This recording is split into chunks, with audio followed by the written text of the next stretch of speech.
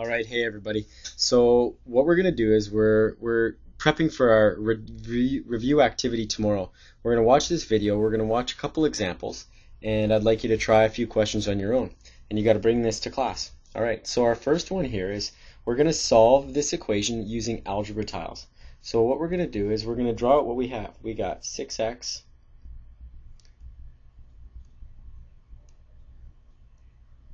minus 3, and we're going to fill those in to meet our negative. And that equals just x plus 2, and that's a positive. Alright, so what we're going to do is we're going to bring our x's onto one side and our constants onto the other by doing the opposite operation. Alright, so we're going to pull this x over, and we get rid of it by making a negative. Alright, whatever we do to one side we have to do to the other. And we're going to cancel those out. Cancel, cancel, cancel, cancel. And we're left with 5x on this side and no x's on that side. Now what we're going to do is we're going to get rid of this 3, negative 3, by adding 3 to it, and we add 3 to the other side. And what we're going to do is we cancel, cancel, cancel, cancel, and cancel, cancel. And we're left with just 5 on this other side. So what we're saying is 5x equals x. Well, we want to ask how much does 1x equal? Well, 1x equals just one constant. So our answer is going to be x equals 1. I'd like you to try this question, please. Alright, now, another strategy to solve an equation is using an arrow diagram. Alright, the key thing here is to ask yourself what is happening to x. So let's start off with x, just like we always do, and we're going to ask what is happening to x. Well, we're subtracting 7 from it, and we're going to get x minus 7.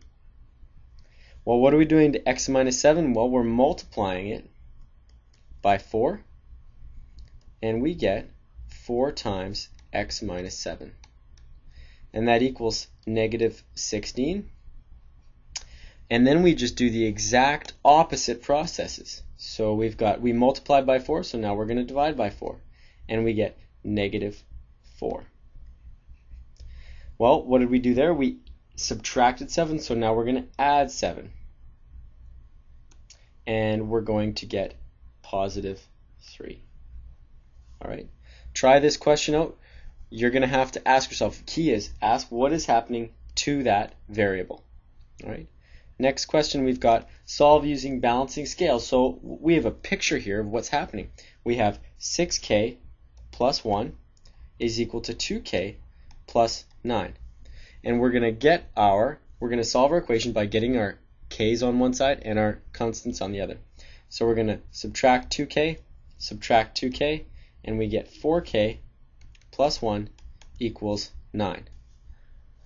We're going to subtract that 1, and we get, up here, 4k equals 8. We ask ourselves again, what's happening to k? Well, it's multiplying by 4, so we're going to do the opposite. Divide by 4, and we get k to equal 2. Alright, try this next question out. And the key here is you're going to have to do the distributive property. That's our hint, right? Next question here is we're going to solve symbolically. We've got a little distributive property here, and we've got 3 times 4j is going to be 12j. 3 times 5 is 15. 2 times negative 10 is negative 20. And 2 times 5j is 10j.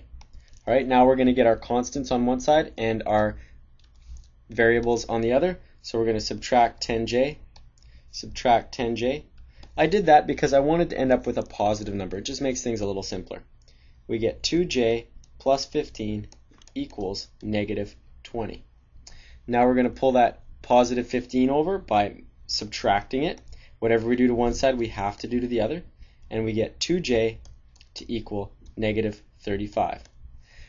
Again, we ask ourselves, what's happening to j? Well, it's being multiplied by 5, so we're going to multiplied by 2, so we're going to divide by 2, and we get j equals negative 17.5. All right. For your question that you've got to do, make sure that we get a common denominator. And finally, our last question here. It says, we're word problems.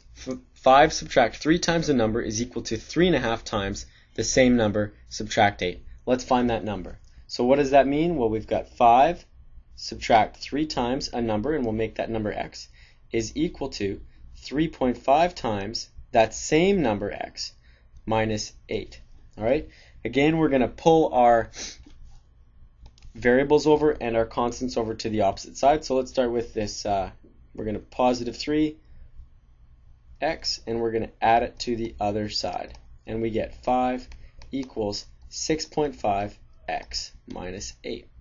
Now we're going to move that negative 8 over by adding 8, and we get 13 equals 6.5x. We ask ourselves, what's happening to x? It's being multiplied, so we're going to divide,